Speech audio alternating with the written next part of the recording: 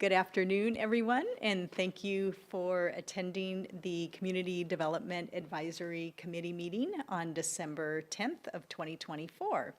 This is our public hearing for our 2025 CDBG, AHTF, and home funding recommendations. I'm going to begin with the land acknowledgement. We acknowledge the original inhabitants of this place, the Stohopsh people and their successors, the Tulalip tribes. Since time immemorial, they have hunted, fished, gathered on, and taken care of these lands and waters. We respect their sovereignty, their right to self-determination, and honor their sacred spiritual connection with the land and water. We will strive to be honest about our past mistakes and bring about a future that includes their people, stories, and voices to form a more just and equitable society.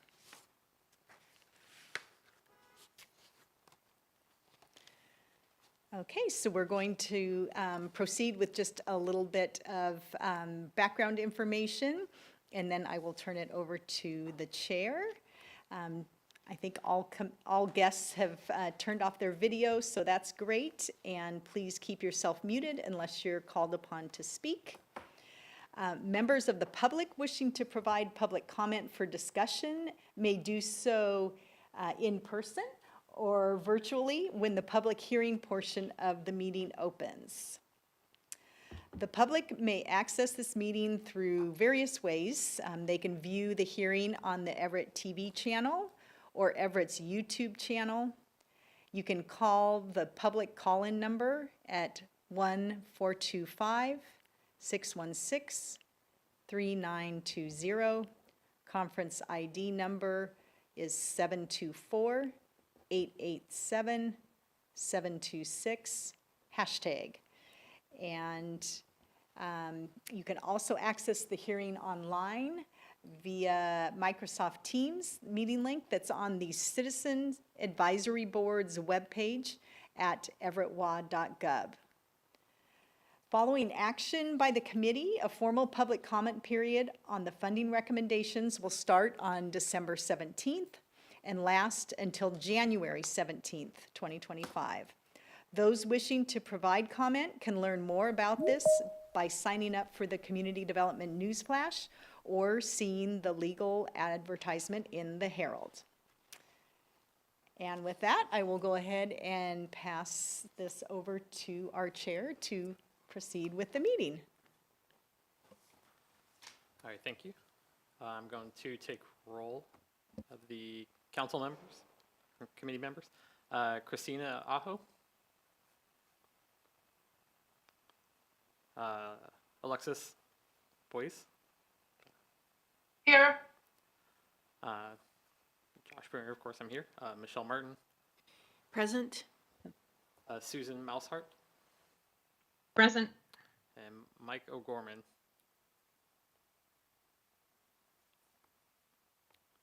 Don't see Mike. If the staff would like to identify yourselves. Vicki Dorway, Community Development Specialist. I forgot to do that at the beginning. Kimber Landry, Community Development Manager. Okay, thank you. So just real quick for rules of procedure for the committee members, I will call on you, each member during our discussion. We just ask that you please use the raise your hand function for those on online. Yep, this applies for those in person as well. This applies for those in person as well.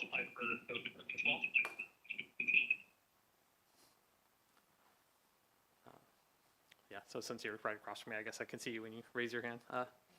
Okay, and if staff would like to begin their presentation.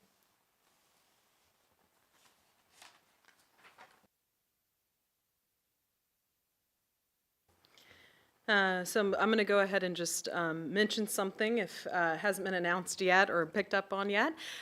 This is a different setting than what we typically do for our committee meetings, so I appreciate everyone's patience. There are times where we're going to run into probably a technical difficulty or technical nuance that we need to navigate, so I appreciate everyone and their participation for the public hearing tonight, and I also appreciate everyone's patience. If we end up having an issue, please use the, again, raise your hand function. Should there be an issue or a comment on any of the technical issues that you might be facing for us tonight, or just in general, if you would like to provide a public comment, that is going to be the best way that we can identify who is speaking while we're also broadcasting and participating in the event during the council chambers tonight. So with that, again, my name is Kimberly Landry, and I'm going to go over some of our 2025 regular funding, as well as talk about some other funding discussions that the city is having. And I'm going to have Vicki Dorway continue to help facilitate me in the presentation tonight. So Vicki, if you can move us forward on the next slide. So we're going to give an overview, again, of what our funding includes for the applications that were put out for funding consideration. We have our community development block grant funds. These are funds that are,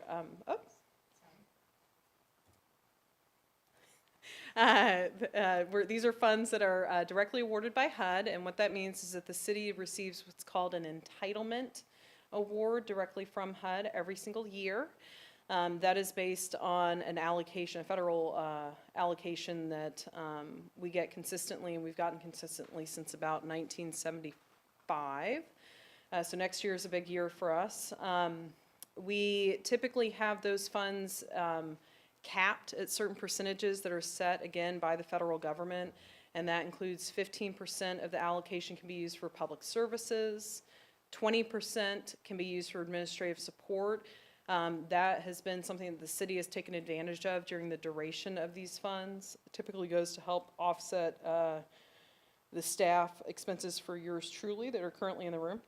And then we have 65% that goes for non-public service activities. And what that really means for those that may not be familiar is those are either capital or economic development or property acquisition or other projects that otherwise do not provide a delivery of service and instead are for improvements.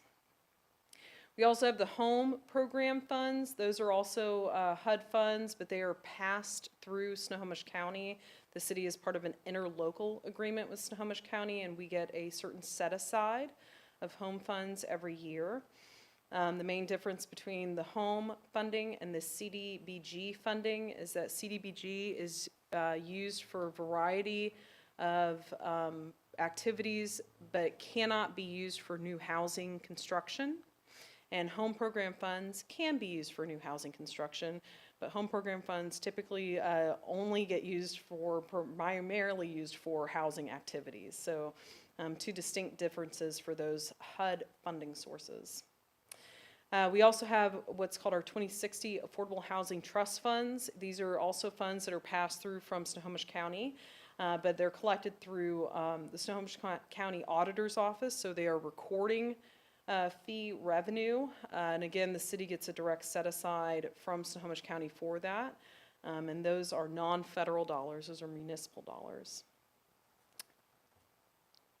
Next slide, please. Wonderful. So the funding that we had available also must work with priority needs. I just want to make a mention that the committee did vote on these priority needs back in August, and then that was then carried forward, will be carried forward with council action. These are needs that also are going to direct our consolidated plan. So the city with the Community Development Block Grant must provide a 5-year spending plan to HUD. And for the 5-year period that we will be receiving federal dollars under the CDBG program, we have established the following needs that are on this screen. We do try and have other funding sources pass through, whether that is our typical AHTF or home dollars or even one-time funds that the city may receive also align with these priority needs. That is important to be able to stay consistent with that because of the extensive public engagement effort that we had staff undertake this year to determine these priority needs. I'm not going to go through every single supporting activity on the screen. I would encourage that if anybody does have interest on this, to please visit our website, www.everettwa.gov, and please visit our community development grant program pages, and these priority needs are listed on those pages.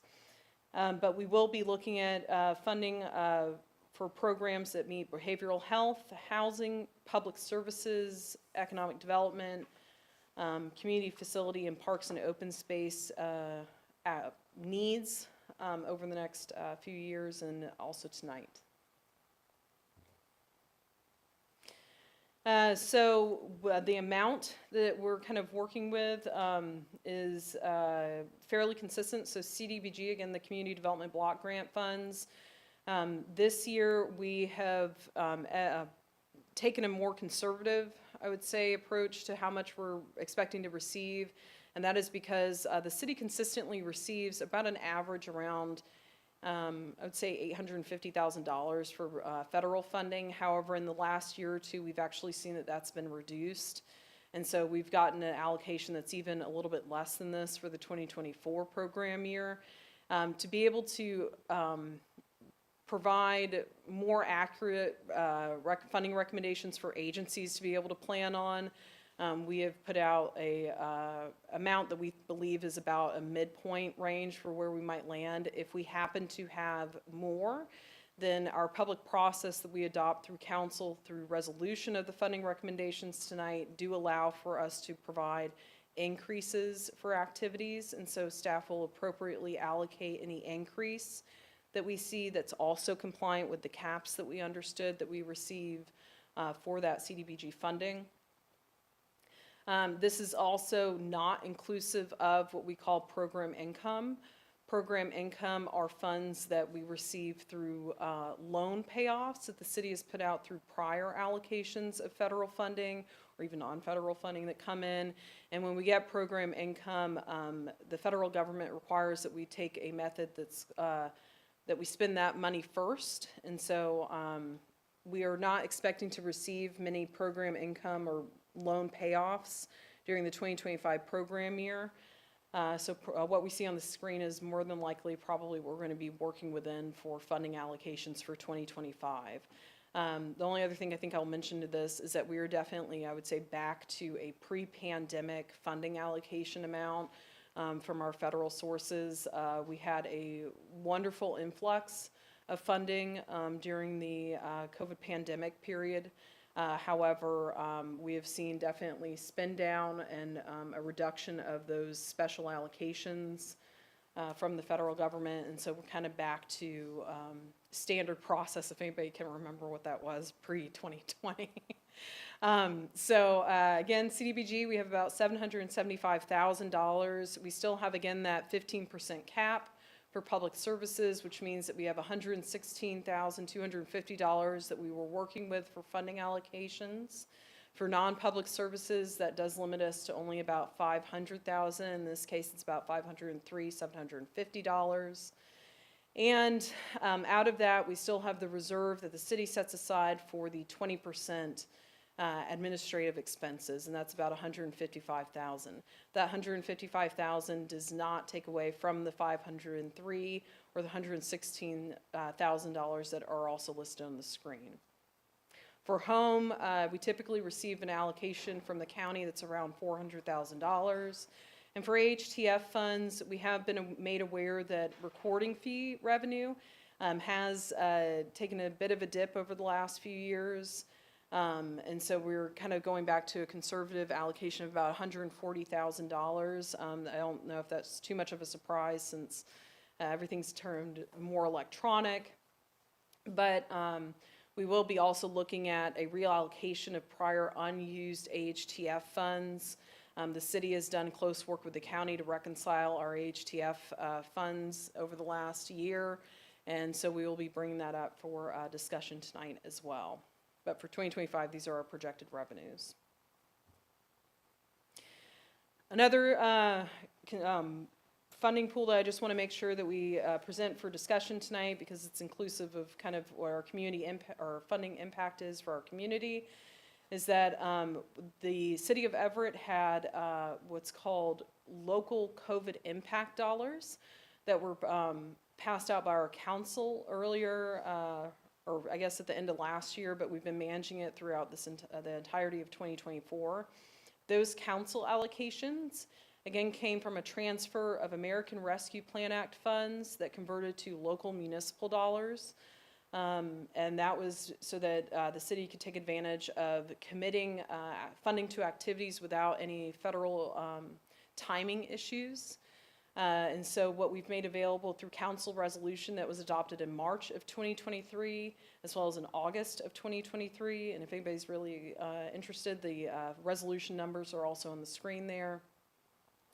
But through those two resolution efforts, about $3.5 million was made available to go out for council allocations. Majority of that, about $3.1 million, was allocated through external allocations. The Community Development Division did absorb the management of that work as they were established as subrecipient agreements. And so that's been another thing that we wanted to keep in mind for some of the funding allocation discussions that happened tonight, so that we can be inclusive of seeing where all city committed funding has gone for the last year and will continue to go for 2025.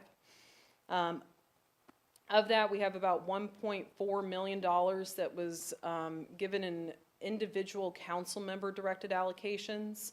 Under those resolutions, you will see that about $700,000 was made available in two funding rounds. Each council member had the ability to allocate that funding, about $100,000 each in each funding round, to any agency of their choice that met certain criteria. And so that's that 1.4 million, and then an additional 2.1 million was given in what's called all council directed allocations, where the entire council supported certain projects to receive a majority of funding. If we can go to the next slide. The last thing I just want to touch base on is, of course, understanding in general where the city is going to be for 2025. So our 2025 city budget and our general fund discussion. The 2025 budget ordinance was just passed at council last week on December 4th. Just something to kind of have as general understanding from not only our participants, but also with our committee as we continue to move forward in the next year, is just an understanding that the city has had to undertake severe operational and staffing cuts citywide. This is something that's affected all departments. What that means is that we're dealing with a bit of a reduced capacity and being able to have staff engage on many things or continue to do management for what was our standard processes. And so we are trying to increase efficiencies in other areas so that we can navigate that reduced capacity. We also had what was a suspension and or reduction of community support grants. We were very fortunate to be able to have a portion of human needs funding that was made available due to timing. We are going to talk about what that looks like, because that was not something that was initially announced when we put out for competitive application. And so I will talk about that further when we get into our funding allocations. But we are so very thankful that our budget did include an allocation for human needs funds. Typically, I'm going to just ask real quick. So sorry, we had to make sure we had a door closed. We do have human needs funds that were made available. Typically, we receive $1 per capita with an additional $100,000 that's been added by council over the last few years during COVID for human needs funding, which is usually put out about $500,000 and some change for community support grants. Understanding the significant budget cuts that have been taken by the city of this year, that's now been reduced to about $300,000, and we will present that for what that looks like for those allocations tonight, in addition to other council or committee discussions for funding. And then the last item is just an acknowledgement that in addition to reduced capacity and some other staffing cuts, and then a reduction of what we've been able to do for general funded community support grants, The city's also having to navigate a decrease or even a delay of capital projects. That is important to note because if we remember, one of those priority needs that was presented on the screen prior was parks and/or even we've had public infrastructure improvements. Pedestrian improvements have come up through our public community needs assessment efforts. And as we have the opportunity to do so, city staff, if additional CDBG funds continue to be made available through, again, that program income that I talked about, or any uncommitted projects or projects that have to withdraw, we will be able to look at opportunities so that we can meet some of those priority needs with other city departments and be able to get that money still dedicated for public benefit.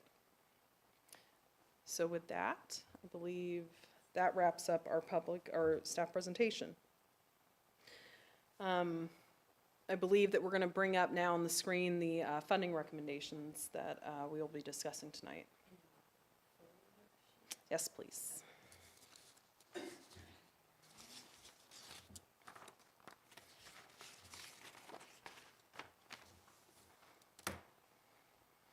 One moment for technical changes. Okay, great. Hey, is there ability to make it a little bit bigger?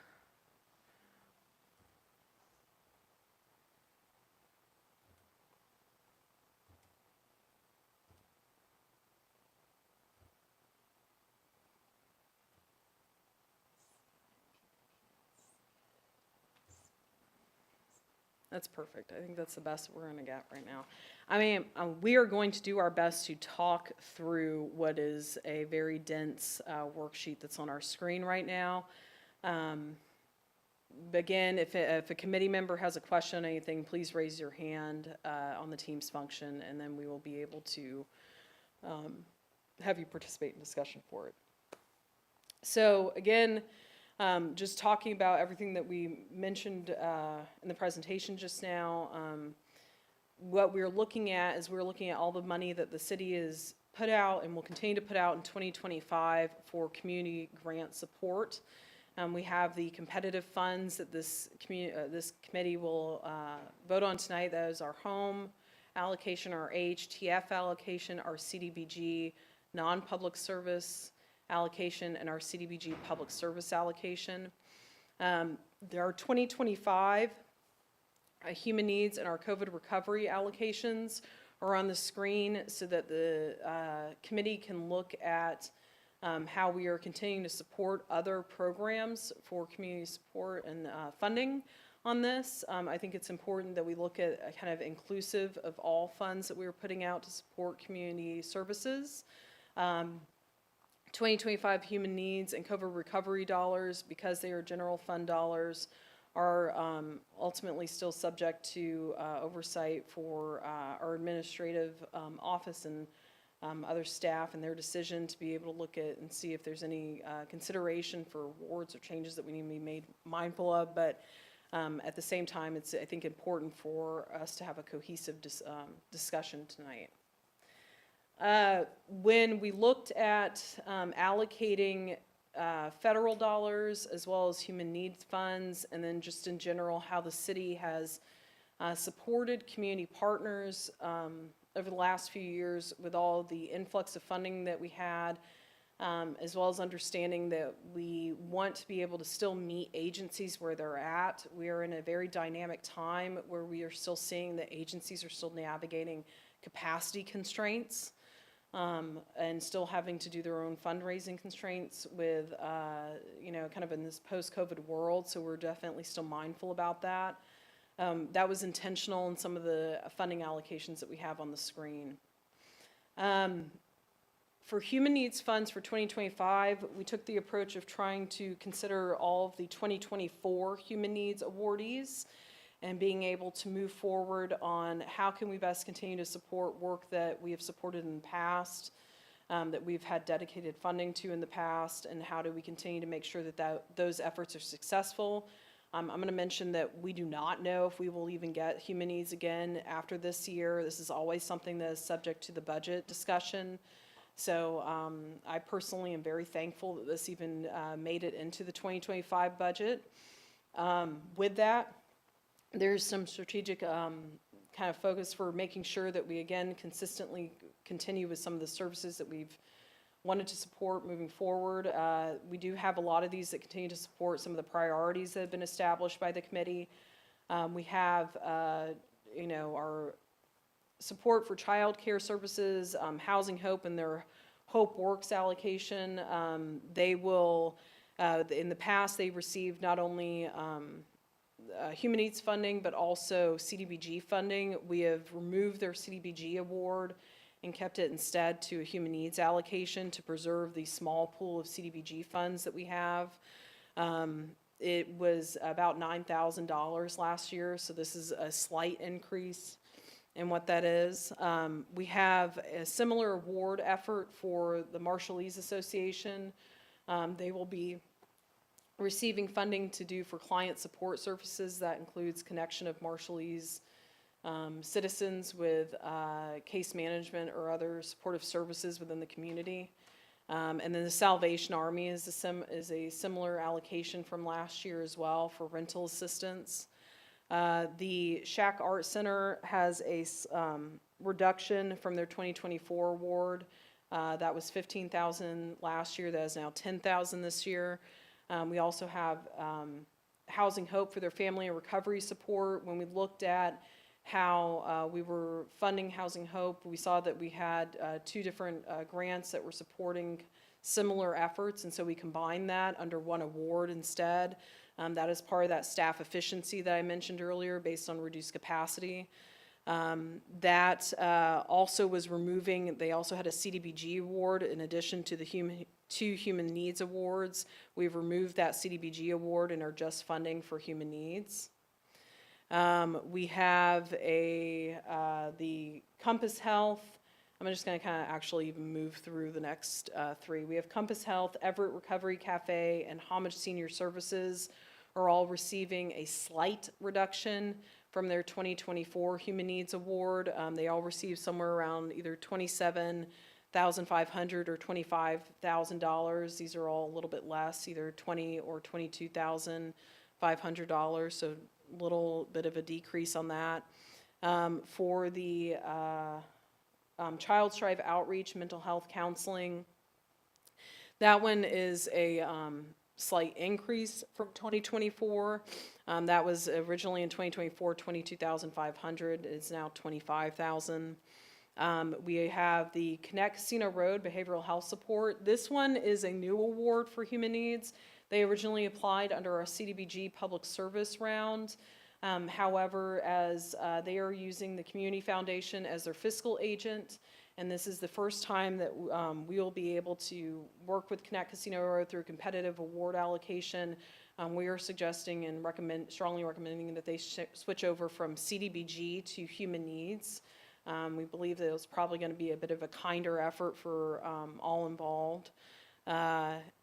We have the Bridgeways MapCourt program. That is something that the city has consistently funded. That originated through our Safe Streets program. That is a mental health support for participants coming out of our municipal court. That received a reduction from $60,000 to $50,000. And then we have our Hot Meals program, which, if the committee remembers, was initially a peanut butter approach of supporting hot meals in the past, and now it was collected under one umbrella program so that we could collaborate on resources. And now they will be receiving a similar award level to what they did in the past, because we've heard that food insecurity is a big priority for our community right now. On that same effort then, let me get into some of the federal allocations. So Vicki, if you don't mind kind of scrolling down a little bit. We have the staff's recommendations for our federal allocations. So I'm going to start with what are our CDBG public services. We have the Homage Meal Delivery Program. That is one that has received funding from the city in the past. They did not have, I believe, a 2024 award. And so to pick this back up, they did apply under our 2025 competitive award application. We would like to move forward on supporting that. With a $10,000 award amount that is consistent from what we've given in the past. For the Cocoon House Journeys and Transition Program, we will see that $75,000 amount. That is to recognize that that is an AHTF allocation. The committee typically does provide Cocoon House with an AHTF allocation every year. That is an increase from what they typically receive. However, overall, with that combined with the CDBG $20,000 amount, for only a total of $95,000, that is overall a reduction of what is typically given to DVS. I'm sorry? I'm sorry, it's Cocoon House. And then that is because we had removal of human needs support and just general and overall reduction in funding. The next one is the ARC of Snohomish County. That one typically has received CDBG and human needs in the past. We are now focusing on it just receiving CDBG funding, so that also has had a reduction in funding. We have next Snohomish County Legal Services. That one typically receives human needs and CDBG support. We are only having this slated for CDBG funding. So that has had overall reduction in funding as well. And then we also have our YWCA Homeward House Collaborative Award. That one has typically received, or YWCA has typically received human needs and CDBG funding in the past, and now we have reduced that to just the CDBG allocation. For our non-public service grants, we have a smaller pool than what was, I believe, even desired from staff, hoping that we would get some program income in, but being more conservative in some of our numbers, we are instead looking at the three that are on the screen for the City of Everett, the downtown improvements. That was an economic development effort that came forward in consideration. We are suggesting a $50,000 allocation for that. That will improve some of the public infrastructure improvements in downtown, including lighting and just other kind of, pedestrian connection improvements for the downtown area. We have Homage Senior Services with minor home repair. That is at $185,000. That is a reduction from their 2024 award where they received $202,000. And then we have the CHIP program at $350,000 for CDBG, and that is a slight increase. They received $305,000 last year, so we're asking for a $45,000 increase on that one because we will not be anticipating much program income, if all, over the 2025 program year. Staying in line with that then, I'm going to skip on over to the first column, which is our home column. And so we have City of Everett's CHIP program receiving $350,000 of CDBG, which will support administration, and then $75,000 for home funds. In the home fund, we do have a anticipated amount of program income that the CHIP program will be able to use for projects.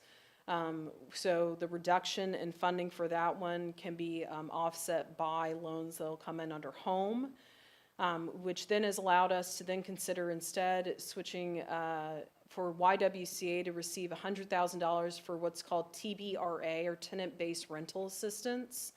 That is something that we have done in the past. That is a contract that Snohomish County manages with YWCA for being able to provide rental assistance through identified eligible clients on that effort. We also have Housing Hope has applied for a new shelter at Everett United Church of Christ site, and we are suggesting $250,000 for that allocation. Again, that is the only fund pool that can be used for new residential construction use. Of the home allocations, I just want to also mention that because, again, Snohomish County is the regulatory pass-through for overseeing those fund dollars, those three funding recommendations do have to also go to the county for approval as well.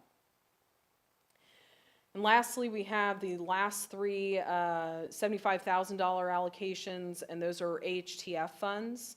Where we have seen reduction in other funds, HTF, as I mentioned earlier, did have a reallocation of unused funds from prior years. And so we're pretty happy to be able to say, so we were able to provide support, as I mentioned, for the Cocoon House, HTF allocation earlier, but we also have $75,000 that we are wanting to provide for Volunteers of America to operate a pallet shelter. Last year, they received $81,000 for this amount. We were suggesting a reduction of only $75,000, and that was from Human Needs, so we're swapping that over to HTF instead. DVS will be receiving $75,000. That is a increase in shelter support. We did remove their human needs support, but we did increase shelter support. They got $46,500 last year. We were suggesting an increase of up to that $75,000 amount. And then lastly, we have Interfaith's Family Shelter facility. And again, this is a removal of human needs and also Interfaith receiving CDBG support in 2024, but an increase in support for their shelter operations through HTF funds. They received $65,000 last year in HTF. We are suggesting $75,000. The other funds that are listed on the screen and the other agencies, I am happy to give a brief, succinct overview on what this is. These are all the council allocations. We see that at the bottom, that $3.1 million amount, $3,188,000, that is how much council put out of that $3.5 million that they had available. $3.1 million was made available to go for external agency use, which is fantastic. The remaining funds were passed through city departments as council made the decision to allocate those awards. And so we have, we see that there are some other agencies that we see on the screen listed previously, and that also had some input on understanding some of the funding discussions that we had on consideration of a reduction here, a swap here. But we also see agencies that typically have never received funding from the city, and so this was their first opportunity to really get involved in a kinder fund source, a municipal fund source. Rather than the federal funds. We have Interfaith, of course, that we have seen that we've worked with before, but we also have Boys and Girls Club. We have Child Strive that we've seen that we've worked with before, Cocoon House, and Connect Casino Road. But we also have Conquer Clinics. We have Downtown Everett Association, the Everett Community College, and their early learning program, the Everett Public Schools Foundation, the Arboretum, Farmer Frog, Leadership Launch, Madres to Casino Road, which I know that this committee has supported in the past through Human Needs Funds, Modest Family Solution, Victim Support Services, Volunteers of America, of course, Everett Pride, Everett Station District Alliance, and then Compass Health. Three of the larger allocations, we have $1 million that was slated for Compass Health and another $1 million that's at the top of the spreadsheet that was for Hope Works or Housing Hope, and then the $150,000 of the Everett Community College. The two $1 million allocations are both for capital improvements, so those are similar to what our non-public service allocations would support. And the $150,000 for operational, those are all council allocation that I had mentioned previously. So to wrap this up, at the bottom we see what funds were made available under which funding sources. The council allocation column is there to be able to provide just overall kind of awareness for the committee. There's no council or there's no action that this committee can do for that, but I think it's important that we recognize the funding that was put out. I want to mention that the council allocation funds were one-time funds. This will not come back up again. So that $3.1 million, I was so very happy that we were able to get that out, but that we will not be able to carry that forward again in the next few budget cycles. So with that, I am now done speaking, and so now I believe that I hand it back to the chair. Great. Thank you very much for that information. So at this time, we'll go ahead and open committee discussion on the funding recommendations. Let's see. So it looks like we will want to address each of the funding sources individually. I was a little confused here because it was talking about voting, but then we do quorum in the next section. So are we actually voting on at this point, or? No, this Okay. this is just to be able to have good discussion. Okay, all right. No action. So I will check if any of the committee members have any questions you'd like to discuss. Is there any specific one you want to start with, or any kind of generalized questions? Yes, I do. Sure.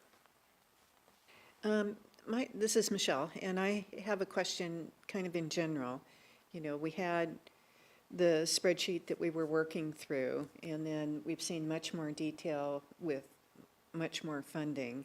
Is there a way for us to narrow in on the ones that we're looking at for the discussion so that I can get a better feeling of how your recommendations go against what we were looking at with the spreadsheet that you provided? So, So great point. Some of this is, I'm just going to call it out, unfortunate timing for where the budget landed and where everything else landed. So staff did send out a spreadsheet earlier, which is standard for our public hearing funding discussion process. This is different than what we see on the screen here. I wonder if it would be best if we could, because we did not create a multiple copy of this, but I wonder if we could just hide. Would it be beneficial if we hid every other funding allocation other than what you're voting on tonight? for me, that would help. I'm just trying to reconcile your recommendations with what my review was and what the spreadsheet was. So I'm trying to say, okay, what did you recommend, you know, so that we can look at that with knowledge, okay? And I have 2 yeses that were provided in writing via chat by community or committee members that were virtual. Vicki, can you hide then rows 6 through 17?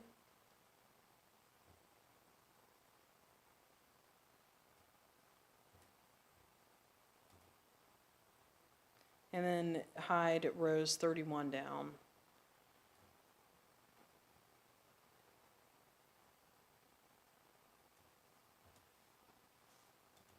I just have to add, I really appreciated the in-depth review and understanding that some of the same agencies we're looking at are receiving some of that $3.1 and then what your thought process was going through. So I love detail and I appreciated that, but I'm just trying to narrow in on what we're going to talk about. Oh, good point for Thanks. us to keep in mind.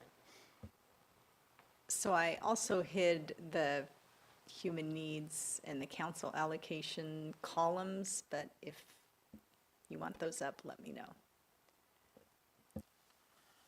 Okay, so I guess I'll just go through each one just to make sure we all are on the same page here. So starting with home, with the 75,000 for City of Everett chip, 100,000 for the YMCA, and 250,000 for Housing Hope. Is there any questions from committee members on home? Just a brief correction, it's the YWCA. Or YWCA, sorry. Yes. I don't have any questions. Okay. Then we will take a look at the AHTF. We have 75,000 for Cocoon House for their journeys and transitions, 75,000 for Volunteers America for pallets, 75,000 for DVS emergency shelters, and 75,000 for the Interfaith Association family shelters. That seems pretty equally spread out. Okay, any questions from committee members? Okay. Not for me.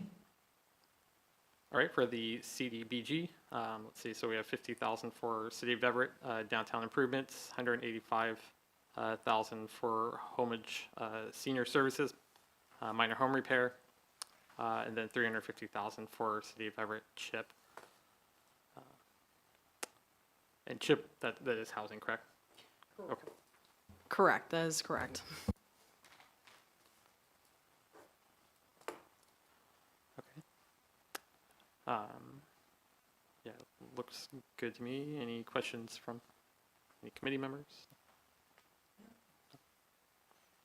And that was the CDBG non-public, so then CDBG Public Services, 10,000 for home meal delivery, 20,000 for Cocoon House Journeys Transitions, 21,250 for ARC of Snohomish County for housing assistance, 30,000 for Snohomish County Legal Services and Housing Justice Project, and 35,000 for the YWCA Homeward House Collaborative. The question I have, this is Michelle, is that what, are there agencies that are missing from that list in the recommendations? So ones that you didn't recommend funds for the CDBG?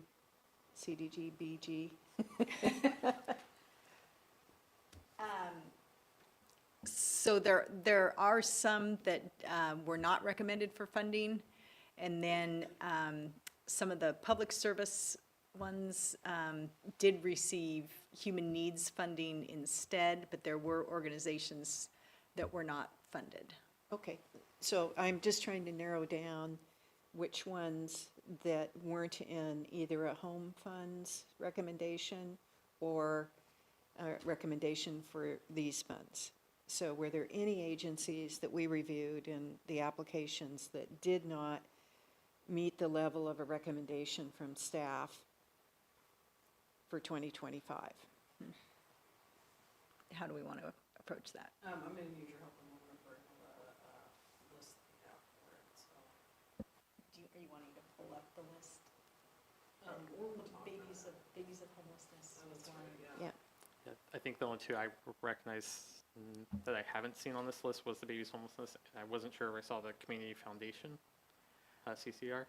The other ones I'm pretty sure I did see, yeah, because Volunteers America, Interfaith, HopeWorks, and DVS. So the Community Foundation is the fiscal sponsor for the Connect Casino Road, and so that one we swapped from CDBG to home, or Human Needs. okay. Because the funding source was, Human Needs is kinder for a fiscal agent to manage on behalf of another agency. The Babies of Homelessness is, that one's just unfortunate. We have to balance the offset somewhere. And when we were looking at that one compared to other childcare or youth-provided programs, we ended up choosing the Housing Hope or Child Subsidy one instead, above the Babies of Homelessness bank. It's some would love to be able to continue to see them come forward for other competitive rounds in the future. It's just the nature of some of our funding constraints this year that we just did not make that funding recommendation. So do they show up on any of the other funding sources? Because if I believe that that was for a diaper bank and formula and things like that that were delivered, and it was a new grant for them. So I was just curious whether there was any other, they had applied for anything else. No, it was just the, because that was the primary funding source they would have been eligible for, was Okay. the CDBG Public Services, and we did not go out for competitive funding on human needs. And then, unfortunately, we had to make tough decisions, and at this point, for this year, they were not recommended for funding. Okay. So that's one.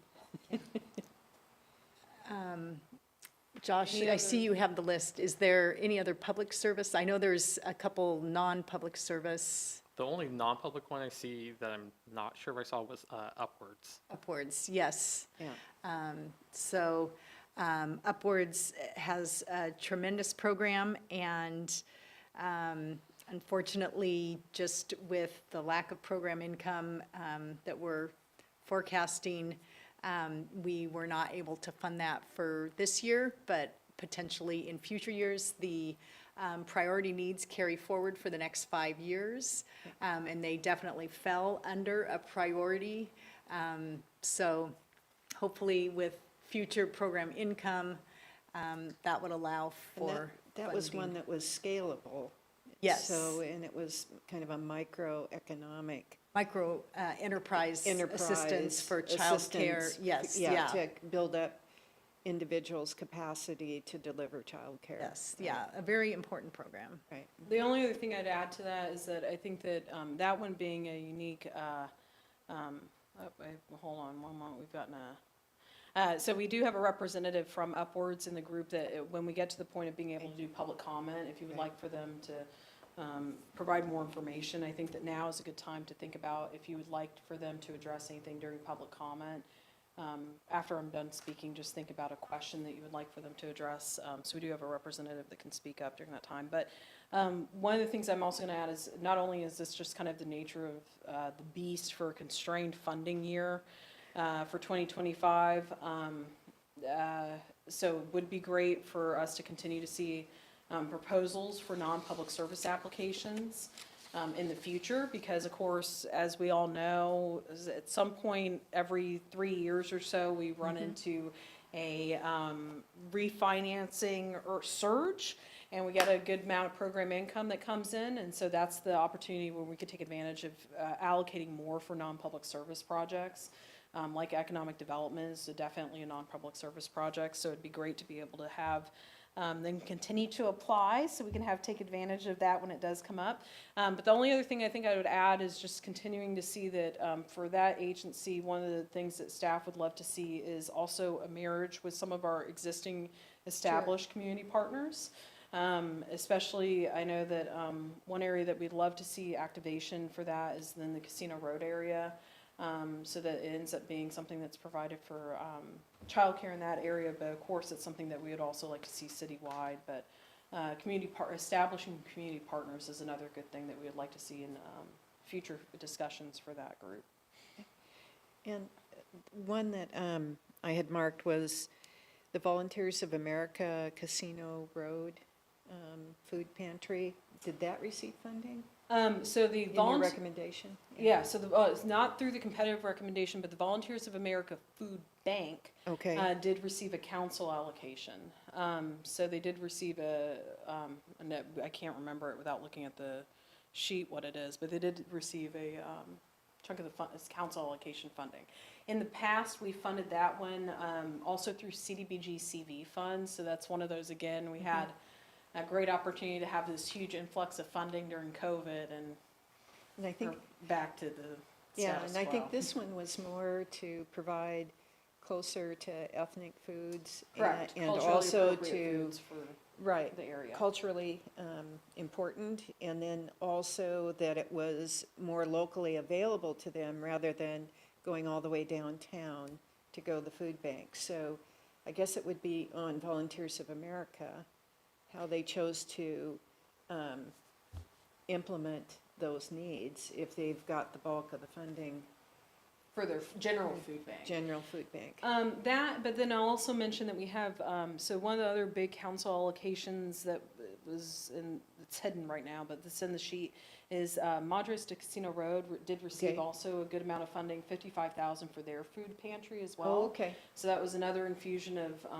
making sure that we had food security dollars that were in our South Everett area to be utilized. And that, I think that that's just testament to the great need.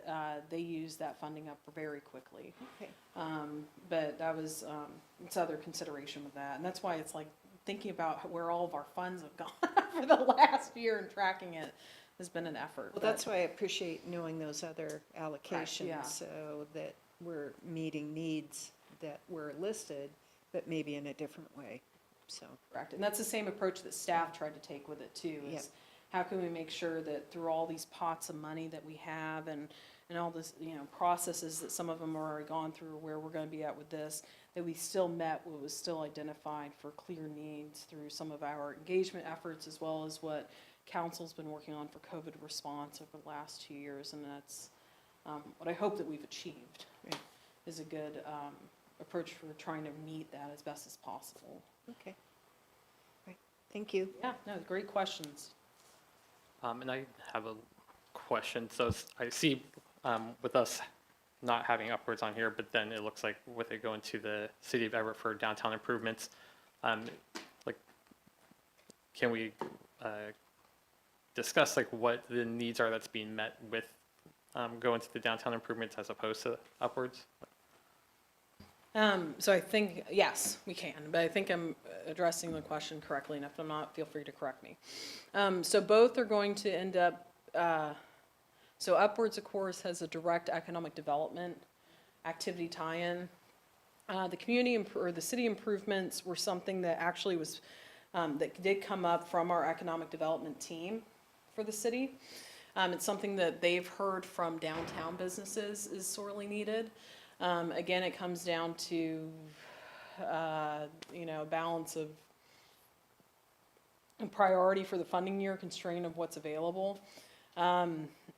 The 50,000 that's allocated there will end up actually being done.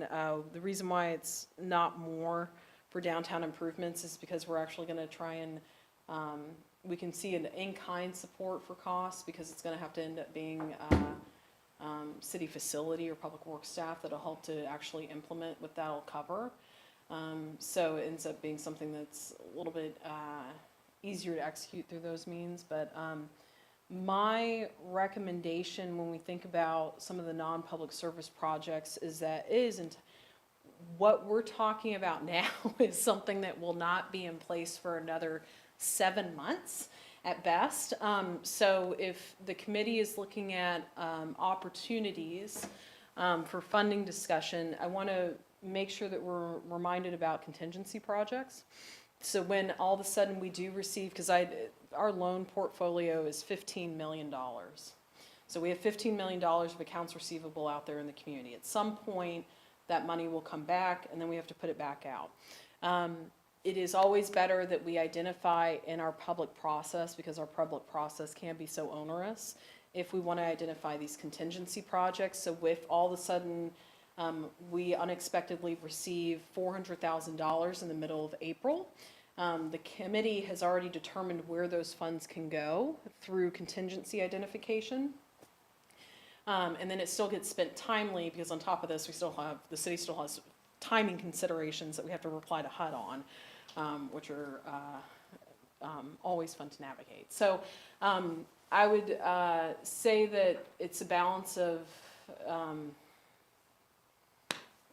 efficiency of execution, the ability, whether both are economic development initiatives, support projects. One's a pass-through. One is a direct installation of permanent improvements. Still came up from economic development discussions, still intending to benefit the overall kind of result for it. I will say that if we end up not seeing the community improvements through CDBG funds for non-public services in this round, and should that allocation go elsewhere, it is something that we'll probably just in general see come back up maybe in the future funding years, because again, what we're also going back to is that 2025 discussion about the fact that we're delaying capital improvements for the city too. So it's just a balance of activities and non-public service funds. Something that committee will have to decide on balance of priority. So. Okay. Thank you.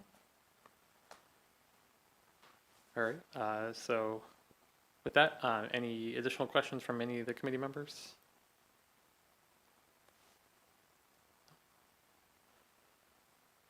Okay.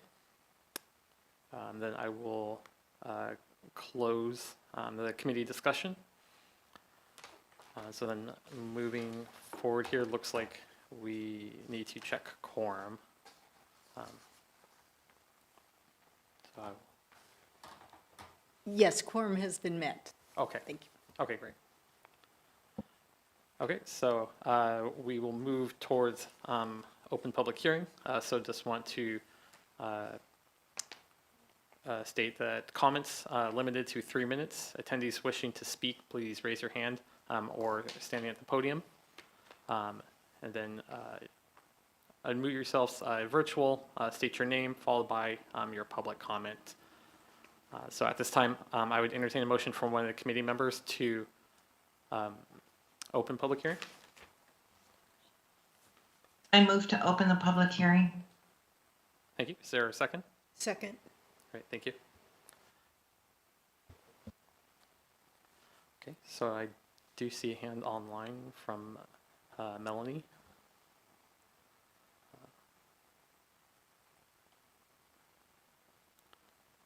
Are we good to go? Hi, sorry. Go ahead, Melanie. Okay, thank you. Hi, this is Melanie from Upwards. I'm the Community Impact Manager. I just want to introduce myself and note that even before joining Upwards, I was actually a client of Upwards, and both my boys attended Upwards partner daycares. So should you have any follow-up questions on our program, I can speak to it even from the perspective of a parent who's forever grateful for the Upwards partner daycares. Since I didn't hear any specific questions, I just want to do a very quick recap of how the program works. So essentially, our Boost program equips the low to moderate income micro enterprise childcare providers with personalized coaching and digital tools to optimize their operations and revenue. This allows them to efficiently manage and expand their small businesses and create local teaching assistant jobs and expand access to affordable quality care for the working families in the community. So this program would really address the huge capacity gap in Everett, where there's a gap of nearly 3,700 children who don't have access to licensed childcare spot in the city. As you know, the cost of full-time care for an infant in Everett and child in pre-K can cost up to 35% of a two-parent family's income and 150% of a single parent's income. Meanwhile, what you may not know is that the in-home childcare providers in Everett make on average $19.44 an hour. So nationwide, this is a struggle for our childcare providers to meet basic needs like food, housing, and utilities. But family home childcare providers really face the biggest hardship, with 1 in 3 experiencing food insecurity and 43% worrying about, rent and mortgage. The good news, we are a proven model. You can look at our success stories in Bellevue, and I'm happy to send over testimonials there. And again, can walk through how the program works. Aside from the technical support, what the CDBG funds would really be going towards supporting are the care specialists, and they would be creating a custom plan for those daycare owners to reach their personal business goals, and that's on top of, the tried and true best practices that come from their, over 15 years experience in early childhood education and lived experience of running their own successful daycares. They're all bilingual in English and Spanish, but a benefit of being a tech company is we can also translate into all the primary languages of Everett. And I also just really want to emphasize that it's not only our goal to expand access to affordable care, but also improve the quality of care. And one way we do that is through our robust curriculum database, which allows these daycare owners to customize a weekly lesson plan in about 45 minutes, which is something that I know can fall by the wayside when they're bogged down by the other kind of administrative burdens that we assist with as well. So really at the core of the program, is sustainability. So we hope to teach, kind of the proverb of teaching a woman to fish, and equip these providers with the skills and resources that they need to thrive long-term, well beyond the grant period. And as you mentioned, it is scalable. So it, should there be any opportunity to even assist those who are in the most critical need of support, we would really love to do that. And we'll continue to reach out to local organizations like Madras de Casino to see how we might be able to complement services as well. So thank you again for giving me the chance to speak. And I'd love to answer any questions, even outside of this meeting, if that's more appropriate. Thank you again, also specifically to Vicki and Kimbra for all of your help along the way. Great, thank you, Melanie. Okay, is there any other further public comment?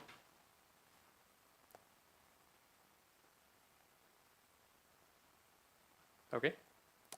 There's no more public comments, then I would entertain a motion from the committee to close public hearing. I move that we close the public hearing. Thank you. Is there a second? I second that. Great, thank you.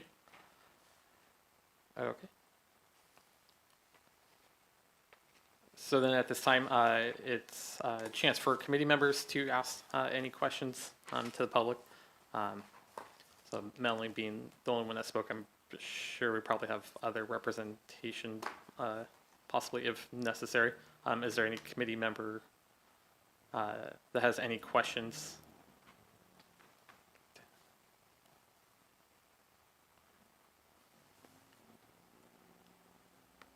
Okay.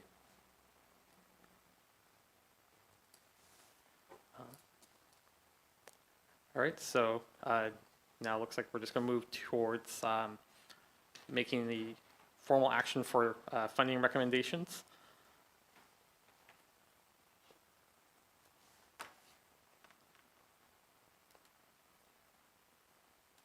Staff is just going to take a moment to share the funding recommendations again for the committee to make sure that they are aware of what they're voting on.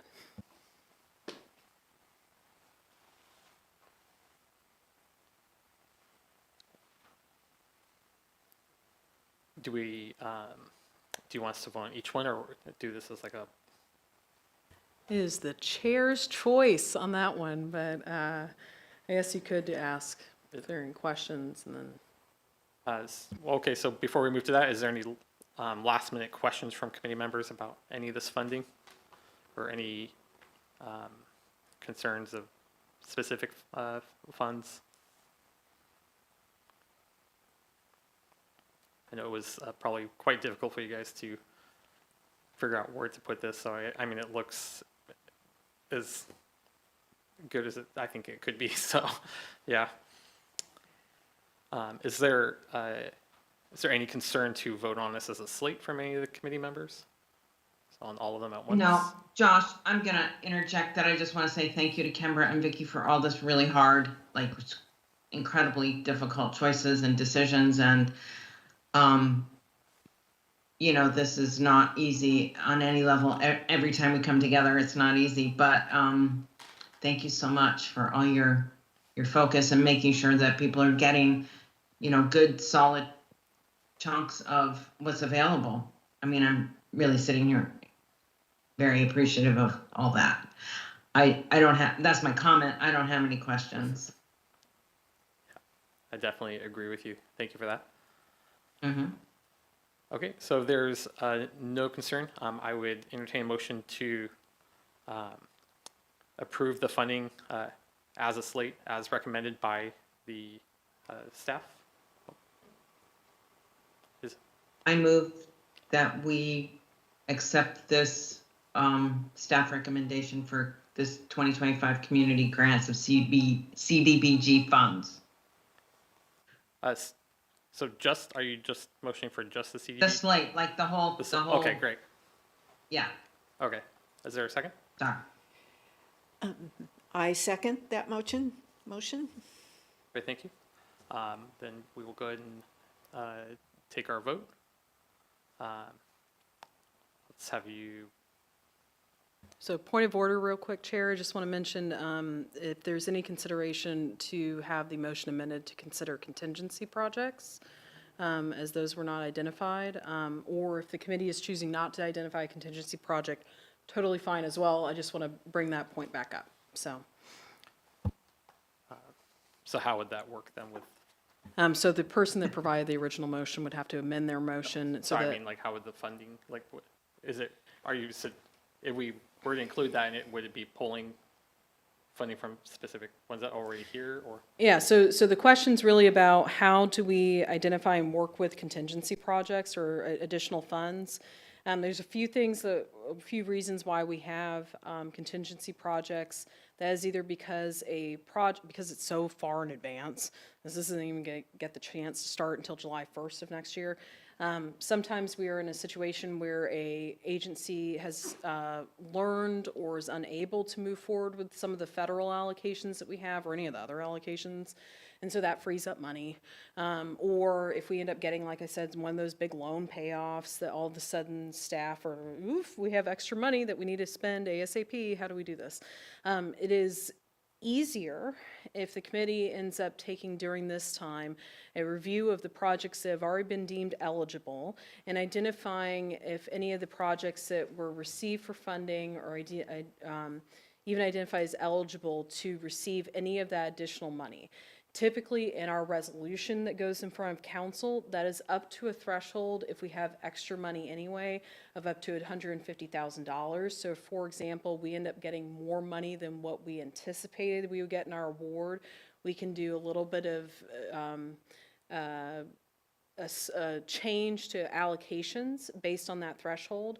But if there's more than $150,000 that's received, that would require that we hold on to that money, no one gets anything of an increase, and we still have to go through a whole new public hearing and everything else to do it. So it is a way to really kind of get funding out quicker for unexpected additional funding that comes in.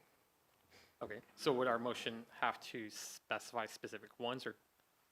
I would encourage that the committee consider identifying specific projects for additional fund consideration. However, if the committee instead would like to take a more broad action, I am happy to support any questions that might come up on how to execute that as well. So, I personally feel like we're at a loss for knowing which projects we would want to. I think if we went broader, because I mean, yeah, I'm kind of in the same boat where I would trust that you guys would know which ones to go to if necessary. So, I mean, would it be appropriate to say if there was additional funds, then we would approve it for like housing stability or food stability projects? Like, so that's definitely one approach to do it by priority. You could do that. I would like that, and everybody else can chime in as well, but. I mean, I feel like because housing stability and food stability kind of hits most of the things that we're voting on. It looks like the only things is like public infrastructure for the city or other for the YWCA. Is that, so Homeward House Collaborative does not fall under housing? Actually, that one could fall under substance use disorder, behavioral health. So it does cover a little bit of a niche there. You know, I'd like to support that approach based on the priorities, but I also feel like one of the new ones, the diapers one and babies of the homeless, that is a new applicant and didn't receive funding from either this source or from the council source, that be listed pretty high on the list because that seems like that one isn't hard to execute, you know, for the agency based on what I read. So that one, and then maybe some prioritization based on what our priorities are, which kind of just go down the list and go from there.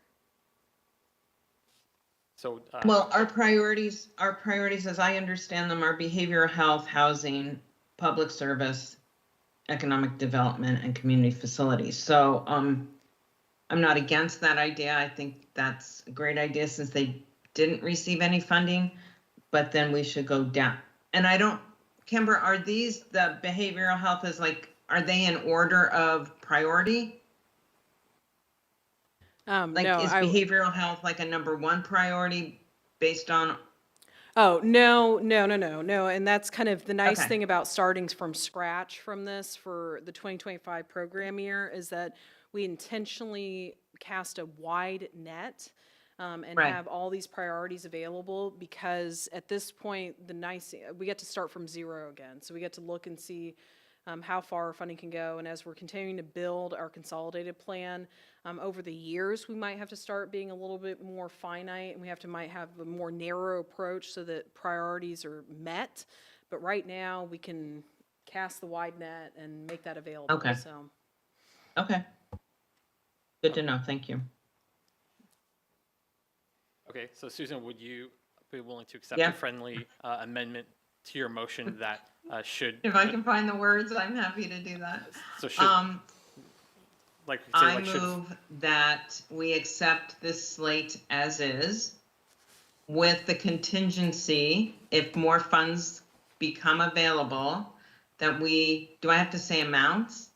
Because we don't know. no, Okay, that we apply money to the diaper, baby food, babies of homelessness? application, I don't remember the name, I'm sorry. And then into, food security programs.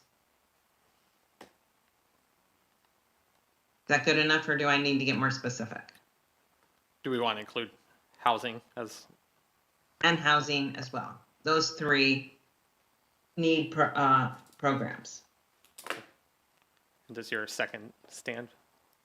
Yes, my second stands. Okay.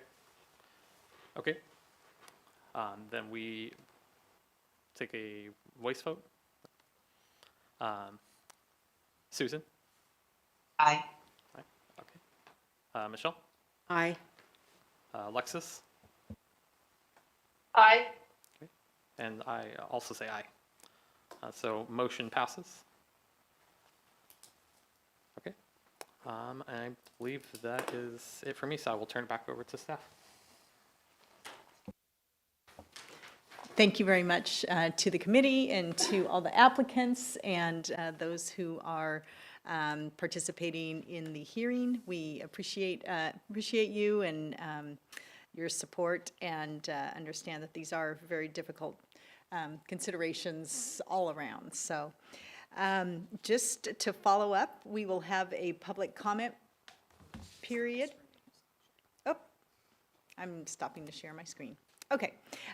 We will have a public comment period for these funding recommendations that will begin on Tuesday, December 17th, and go through Friday, January 17th. So there's basically a 1-month comment period.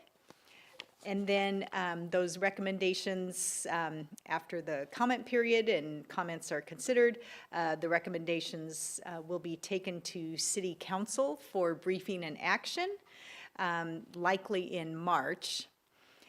And then at this point, our next CDAC public hearing is March 18th. We have not sent out a calendar invite yet, but that is the intention, is that will be on March 18th, unless we have a hearing before that. But right now, we're looking at March 18th. And just a reminder to the committee that there's a volunteer appreciation event this Thursday, December 12th at 6 p.m. We hope to see some of you there. And then I will pass it on to Kimbra for some additional staff updates. So I'm going to, again, echo, thank you for everybody for your work tonight. Thank you to all of our applicants. This is always one of the hardest things I think this committee does, and also that staff does. It's extremely hard to be able to, or to have to make these decisions, but I just appreciate everyone's patience with us and their respect for each other and the respect for the agencies that we work with and all the good programs that they are doing. And I also just want to put out there that, again, I encourage all of our applicants to continue to work with staff over future funding years, because it's been a dynamic funding cycle over the past few years, and you never know what opportunities come up. So with that, I'm going to kind of go into some of the other work that community development has been doing, so that we are aware of, again, this council, or this committee being the Community Development Advisory Committee. Understanding that this last year we expanded your duties under new ordinance with City Council, and so now you have a bit of a expanded role in some of the just general funding recommendations that we've done in the past. So what is that looking like?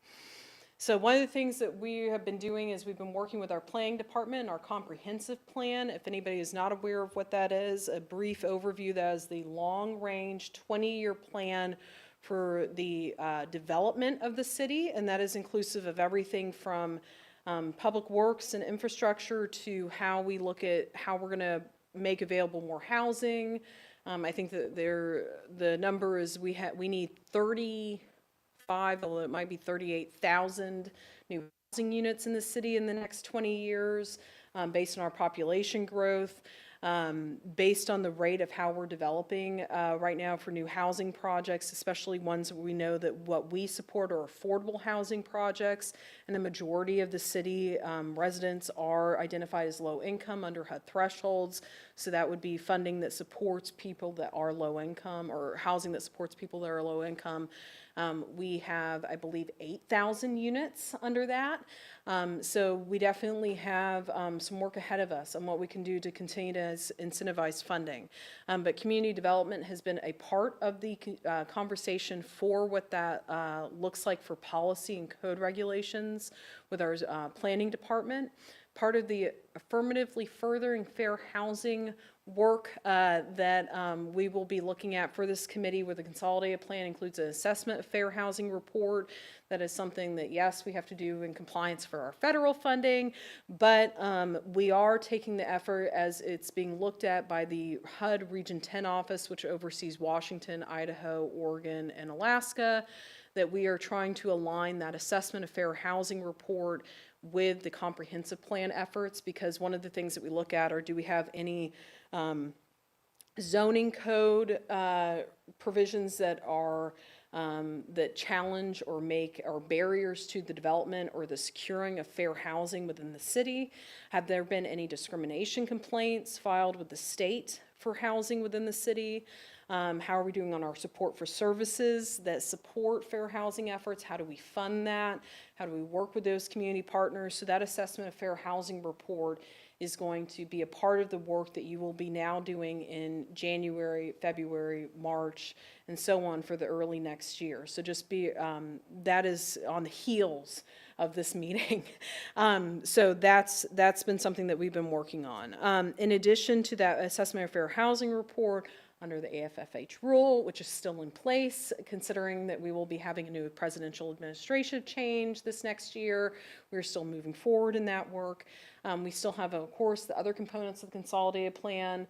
They will also be picked up next year. So again, this committee is going to be looking at the assessment of fair housing and then supporting our consolidated plan, the narratives, the strategic plan. You just voted on what will be the first year of funding under the consolidated plan, but you're going to be identifying and supporting goals for the entire 4 years. So under those priority needs that we talked about, the next thing is thinking about how, like, what accomplishment numbers we want to see under that, you know, how we want to align some of the other efforts that we do with the county for our unhoused population or coordination of services. So that will be something that comes up in the next few months. The consolidated plan is something that we do in tandem with Snohomish County under the interlocal agreement that I've mentioned previously. So we do need to make sure that we are in step with them. Staff has been actively working with them bi-weekly, almost, if not more so, than trying to align with some of the narratives and other components that we need to line up for that. So starting in January, you guys will be busy and meeting for the consolidated plan and the assessment of fair housing. We have a note here that on January 16th, we're looking at a public engagement event for the assessment of fair housing. We do have 2 public engagement events that we need to conduct for the assessment of fair housing, but we will also be doing an additional survey for housing that's a little bit more specific than what our consolidated plan survey asked for, as well as also holding stakeholder interviews so that we continue to get good engagement on fair housing practices within the city.